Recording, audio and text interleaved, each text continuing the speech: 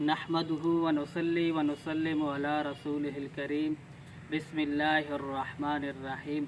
रिज़्क़ देने वाली अल्लाह रब्बुल इज़्ज़त की ज़ात है। किसी को कम दे देता है, किसी को ज़्यादा दे देता है। और अगर ये बंदा रिज़्क़ हलाल का कमाए तो अल्लाह रब्बुल इज़्ज़त इस पर बड़ा अजर व सवाब भी अता फरमाता है। और फिर इस हलाल रिज़्क़ को जहाँ अल्लाह रब्बुल इज़्ज़त चाहता है वहाँ खर्च कर दे तो अल्लाह रब्बुल इज़्ज़त मज़ीद इसका अजर व सवाब बढ़ा देता है। आप अलैहिस्सलातु वस्सलाम ने एक सहाबी से इरशाद फरमाया, जो तू खुद खाए वो सदका है, जो तू अपनी औलाद को खिलाए वो भी सदका है, और जो तू अपनी बीवी को खिलाए वो भी सदका है, और जो तू अपने नौकर को खिलाए वो भी सदका है। तो अल्लाह रब्बुल इज़्ज़त ने एक हलाल रिज़्क़ कमाना, अजर व सवाब, फिर उस हलाल रिज़्क़ को जहाँ अल्लाह की चाहत है वहाँ खर्च करना, उस पर भी अजर व सवाब।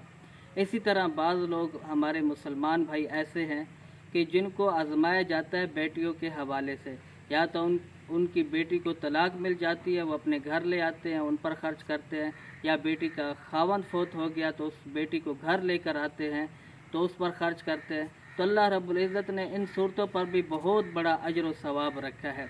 आप अलैहिस्सलातु वस्सलाम ने एक सहाबी से इरशाद फरमाया, क्या मैं तुम्हें बहुत बड़े सदक़े के बारे में रहनुमाई करूं? तो सहाबी ने अर्ज़ किया, या रसूल अल्लाह सल्लल्लाहु तआला अलैहि वसल्लम ज़रूर इरशाद फरमाइए।